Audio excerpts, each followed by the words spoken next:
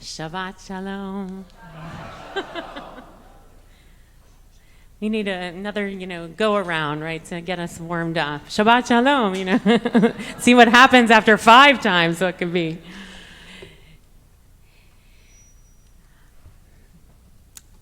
When I was going in my junior year, the beginning of my junior year of high school, my Zaidi, my mom's dad, died suddenly of a silent heart attack at the age of 69 between Rosh Hashanah and Yom Kippur. And after his death, and I don't actually remember when I learned of this, whether it was in the eulogy that the rabbi spoke at his funeral, or many years later, he had read the book that Rabbi Harold Kushner had put out I think a year or two before, When All You've Had Wasn't Enough. And he had told my bubby that he was very satisfied with his life, not knowing, of course, that he was not going to live for much longer. And obviously, that was a profound comfort for us to know that he had had some reflection on the totality of his life, even though at the time it felt cut short very deeply. Although as a kid, 69 felt old, it feels less old as I get closer and closer to it. In this week's parasha, Chayei Sarah, we have two of our ancestors, Abraham and Sarah, who basically there's a zoom out on their life, which is what that understanding that my Zaidi had said. When he zoomed out on his life, he felt like he had had a good life, even though his life wasn't always simple. His mother died when he was 7. There were many things about his life that weren't easy or simple, but in totality, in the zoom out, it felt like it was good and full. And we learn in the first verse of this parasha, Vayihiyu chayei Sarah 100 shana v'esrim shana v'sheva shanim u'shnei chayei Sarah. Sarah's lifetime, the span of Sarah's life, came to 127 years. Although if you heard in the Hebrew, if you understand the Hebrew, it's split up into 100 years and 20 years and 7 years. And so in zooming out, and of course Sarah dies at the very beginning of the parasha, even though it opens speaking of her lifespan is an indication that she dies. And through that funny expression of how the Torah describes her life, the Torah and the commentaries zoom out on the meaning of her years. And Rashi says when she was 20, she was as beautiful as she was 7. I don't know that 7-year-olds are particularly beautiful. We think of them in that way. But just to say that she had a beauty that was enduring. I think that's what Rashi meant by that. And that when she was 100, she was just as blameless as when she was 20. That when she was 100, she was, the word uses tamimim or tamimot, that she was without sin or faultless. If we think about her story, we might think otherwise. But in some way, in zooming out on her life, the commentaries want us to understand that she had a certain consistency in her life, that she was beautiful all her life, and many people look beautiful in different ways over the course of their life, and that she was without sin in some way, as the commentators describe. And the Sfat Emet actually speaks, those who were in my class this week, speaks to the fact that regardless of kind of the ups and downs of her life, whether she was rich or poor, whether she was without heartbreak or in heartbreak, which was also part of the story of her life, that she was rooted in a connection with God, in faith. And so that was kind of the consistency of her story. And so in doing kind of that zoom out of her life, the commentaries kind of give her life a sense of fullness and purpose. And in many ways, I think what the commentaries are saying is trying to, through her life, give us an indication of how we should think about what a zoomed out good life looks like, right? That's what they're trying to do. And the same is true about Avraham. It says, Va'avraham zaken ba bayamim, v'Adonai barech et Avraham bakol. that Abraham was now old, advanced in years, and God had blessed Abraham in all things. And of course, the commentaries have a field day on what it means, bakol. What does it mean to be blessed in all things? And Ibn Ezra says that it's with length of days that he got to be old, with wealth, with honor and sons, these being all things that men desire, according to Ibn Ezra. And there's an argument in the Talmud about whether he was blessed with everything because he didn't have a daughter, or whether he was blessed with everything because he did have a daughter.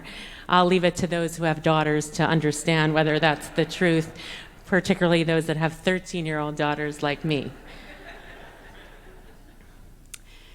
And then there's another understanding about Abraham in terms of this bakol, that he had the attributes in the Kabbalistic tradition of being connected to the heavens, that was a part of who he was. Of course, he's described often as being a man of faith. And then other commentaries say that Abraham felt blessed with the quality of kol, that he was blessed with the quality that no matter where he was or what he was doing or how much he had, that he was sameach b'chalko, that he was happy with his lot. And that is, no matter what was everything in that moment, that he was happy with what he had.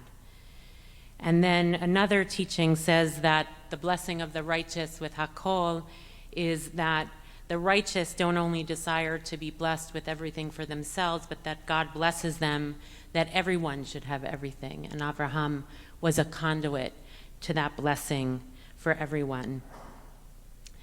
So I think these two of our ancestors, the Torah and the commentaries, are trying to zoom out to say, was their life a good one? And what should we strive to achieve in the course of our days, whether they're long or short?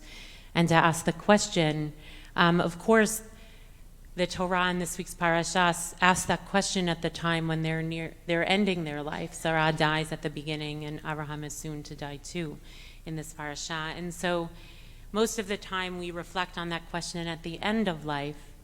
But the truth is that just as the telling of Sarah's years are broken up into 120 and 7, when we actually think in smaller portions, we have the chance to actually make change or to ask the question again. And often, I think during the week, we're zoomed in on the minutia of living, what happens in a given moment, the ups and downs of a day, a busy week, what phone call we just had. We're very living in the littleness of life, the smaller moments. And Shabbat is a zoom out time. That is the point of Shabbat, is to interrupt the regular living, the smallness of living, to zoom out and say, how am I doing? And to actually think about our life from the perspective of God rather than the perspective of kind of the littleness that we all often live in. So in this moment, and I think we're living, as we say over and over again, in really hard times. And the minute you pick up the paper in the morning, if you actually pick it up as opposed to looking on your phone, there's such hardship in our world. And as expressed by the lines around the street on 86th Street for the West Side Campaign Against Hunger, or the fact that another hostage was returned just today or yesterday, last night, and will be buried. Thankfully, he returned, but of course to be buried with 3 remaining in Gaza and an uncertainty about what lies ahead. There's so much stuff that feels overwhelming in the kind of day-to-dayness. And then sometimes if we can zoom out, we can think how much has changed for the good or through the course of history. And even if we're in a roller coaster of the story that we're living, just like Sarah, perhaps we might find ourselves rooted and connected once again with God on Shabbat. or like Avraham, to sit a little bit with the Hakol for a moment, even in the unrest of living, to say, what I have today is enough, even if it's not enough most days. And so I invite us on this Shabbat of Chayei Sarah, the story of the life of Sarah, the story of the life of Abraham, to invite us to zoom out a little, to think, what are our blessings? What are we happy with our lot about? And for the things that are not in that place, for the questions that we have to remain, one of Sarah's teachings in being rooted to the Holy One, to that divine connection at all times, was to recognize that things aren't static, that things change. And so that both we're living with that sense of Hakol, that we can be blessed with what is for today, but what is today doesn't have to be what is tomorrow. So I will ever, forever hold that teaching of my Zaidi, hoping that I live many more than 69 years. I would love to have seen him see me in this moment or as an adult. But we never know how many years we'll have. And maybe we should just zoom out every once in a while to strive to have that sense that what we have is enough. And if we don't, then to work towards to make it so.